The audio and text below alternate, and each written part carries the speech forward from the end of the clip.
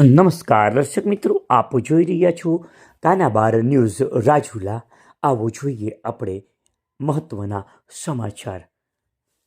સુરતથી રાજુલા આવી રહેલી લક્ઝરી બસ અને ડમ્પર વચ્ચે ગંભીર અકસ્માત સર્જાયો. આજે વહેલી સવારે ભાવનગર જિલ્લાના ત્રાપજ નજીક આ ગંભીર અકસ્માત બન્યો.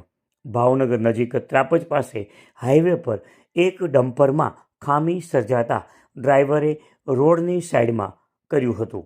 આ દરમિયાન સુરતથી રાજુલા આવી રહેલી એપલ ટ્રાવેલ્સની ખાનગી બસ ડમ્પરની પાછળ ધડાકાભેર અથડાતા 6 લોકોના ઘટના સ્થળે મોત થયા હતા, જ્યારે 20થી વધુ લોકો ઘાયલ થયા હતા, જેમાં ગોવિંદ ભરતભાઈ કવાડ, ઉંમર વર્ષ 4, રહેવાસી માંડણ; તમન્ના ભરતભાઈ કવાડ, ઉંમર વર્ષ 7, રહેવાસી માંડણ; ખુશીબેન કલ્પેશભાઈ બારૈયા, ઉંમર વર્ષ 8, રહેવાસી મોરંગી; જયશ્રીબેન મહેશભાઈ નકુમ, ઉંમર વર્ષ 38, રહેવાસી વાઘનગર; ચતુરાબેન મધુભાઈ હડિયા, ઉંમર વર્ષ 45, રહેવાસી કોટડી; છગનભાઈ કળાભાઈ બલદાણિયા, ઉંમર વર્ષ 45, રહેવાસી રસુલપરા ગીરગઢડા.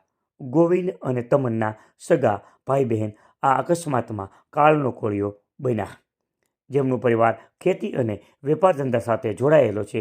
બંને ભાઈ બહેન સુરતના આહિર સમાજના સમૂહ લગ્ન ઉત્સવમાં ગયા હતા, ત્યારે આ અકસ્માતમાં રાજુલા જાફરાબાદ વિસ્તારના 11 લોકો ઇજાગ્રસ્ત થયા છે. રાજુલા તાલુકાના માંડણ, મોરંગી, કોટડી ગામના 4 વ્યક્તિઓના મોત થયા છે. રાજુલાના ધારાસભ્ય હીરા સોલંકીએ મૃતકના પરિવારને સાંત્વના આપી હોસ્પિટલના ડોક્ટરો સાથે ટેલિફોન વાતચીત કરી અકસ્માતમાં કસૂરવાર સામે કાર્યવાહી કરવાનું ધારાસભ્ય હીરા સોલંકીએ પોતાનું નિવેદન આપ્યું.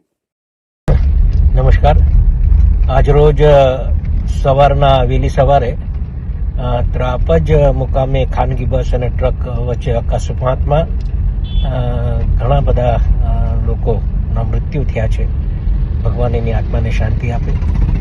અને રાજુલા મત વિસ્તારના 3-4 લોકોને મૃત્યુ પામ્યા છે, એ ધ્યાન ઉપર આવ્યું છે.